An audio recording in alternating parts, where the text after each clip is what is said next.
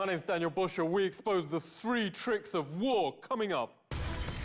Plans to split the whole Middle East into microstates. A policy called Kill Anything That Moves. And Hollywood goes too far.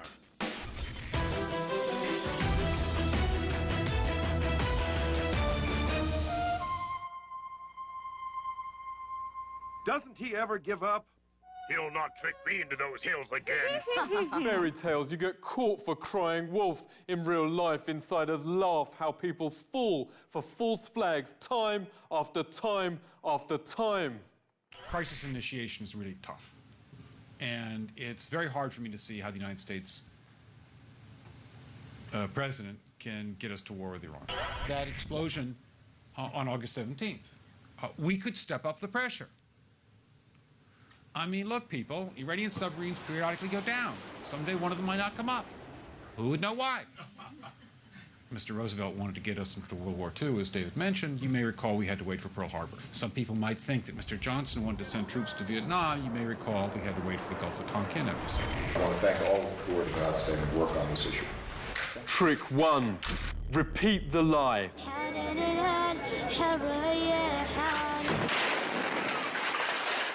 The White House's preferred month for invasion is March, and its weapon of choice is the New York Times. Anonymous White House official tells the Times Iraq's buying WMD tubes. Mainstream media repeat without question it was a total lie.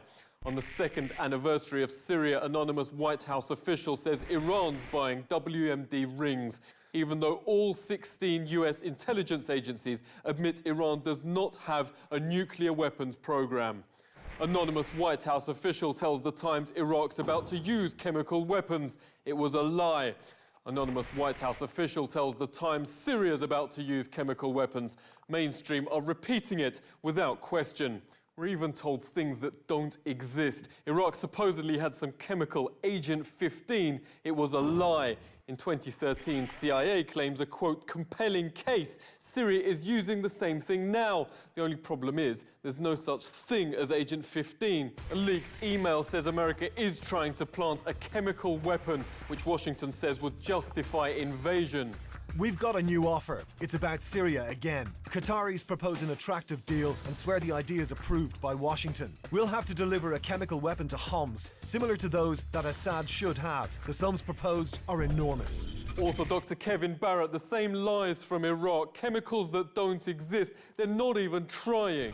Americans have a terrible time even trying to imagine that their leaders could ever act in a less than morally upright way. And for this reason, Americans have been repeatedly victimized by leaders who have done all sorts of terrible things to America and American democracy, as well as to other countries. Trick 2. We're not racist, but Iran is suing Argo director Ben Affleck. It wants to show CIA documents ordering this flick to prepare American hearts and minds to bomb Iran. These creatures cannot be considered human.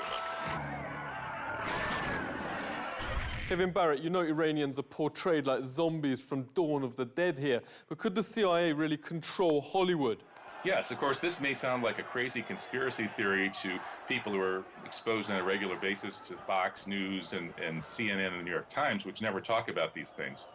But the CIA has been propagandizing the American people through the U.S. media since World War II. There's a whole department of the CIA called Operation Mockingbird. They may have changed the name, but I'm sure it's still around. Operation Mockingbird is that operation in the CIA that is aimed at dominating the media. There were, I forget, 600-700 fairly high-level and influential CIA assets getting paid by the CIA in the media.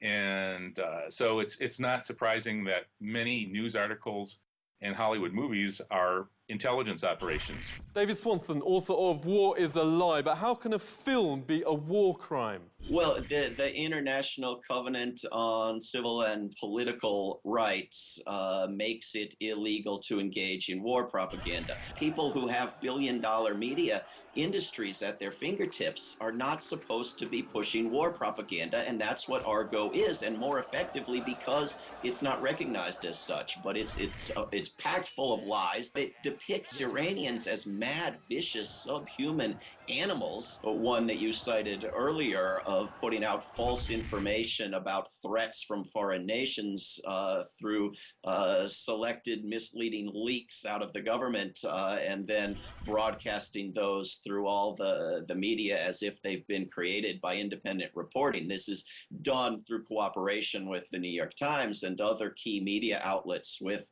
the chemical weapons or the aluminum tubes and so forth. I mean, this is intentionally false and misleading information aimed at beginning a war.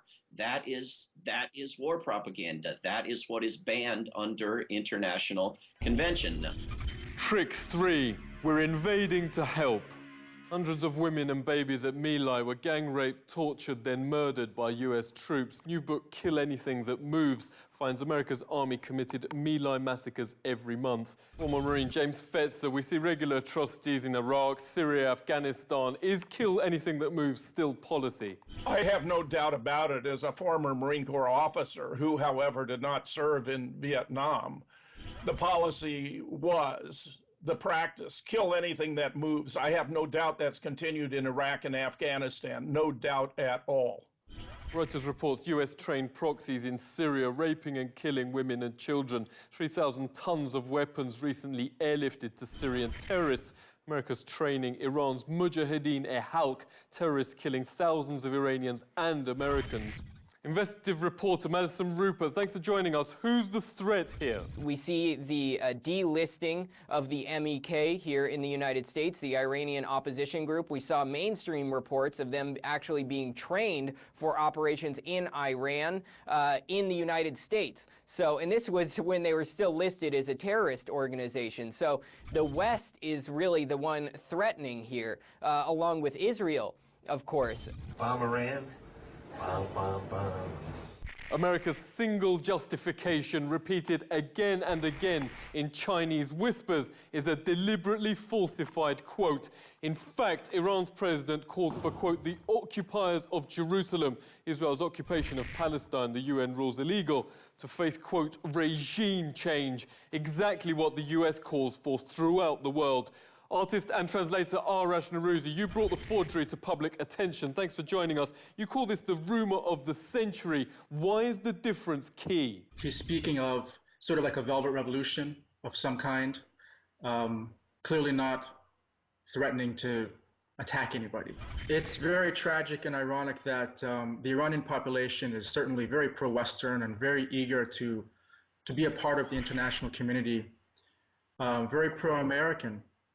Yet at the same time, there's really only one way that you could screw that up, and that is to attack that country, because it's a very nationalistic country, and despite the unpopularity of the regime in power at the moment, and no one would take kindly to any kind of an attack.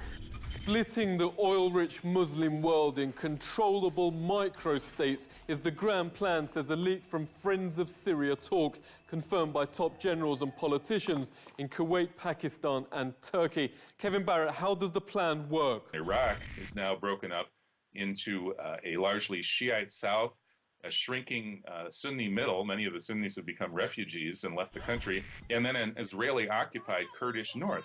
And likewise, Sudan has been broken up into two pieces, the so-called Arab north and an Israeli-occupied south, which is where all the energy resources are. Interestingly, the Israelis always seem to grab wherever the energy resources are. They own the South Sudan, and they own Kurdistan in Iraq. So Libya has been broken up into a Salafi east and a Gaddafi-supporting west. So that's the strategy, is to break up all these countries. And Syria would be the icing on the cake. Yeah, Al-Qaeda zapping Israel's enemies one by one. How strange. And the one country it never attacks, ever, is Israel. So this leads you to wonder, what the heck is going on? You know, what kind of radical Islamic group is this that smuggles drugs and never attacks Israel. And whatever it does always seems to be in the interests of Israel. I think they've created a brand with Al-Qaeda that is designed to siphon off anger in the Arab and Muslim worlds. So Iran's next. Who would win? Well, first, the chances are that the war would not go well for the U.S. This has been wargamed to death.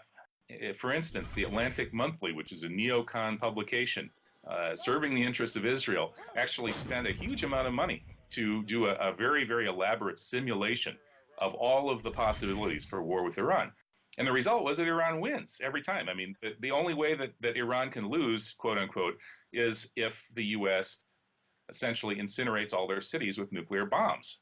Any other outcome is an Iranian victory. So it's a very, very bad war plan, unless, of course, you're a psychotic Israeli Likudnik like Netanyahu, and you would be perfectly happy to nuke, every Iranian city. But of course, that would be a war crime that would put the U.S. Out of its position as the leader of the world instantly. The whole world would be, just so disgusted by that. It would be the end of America's life as a world power.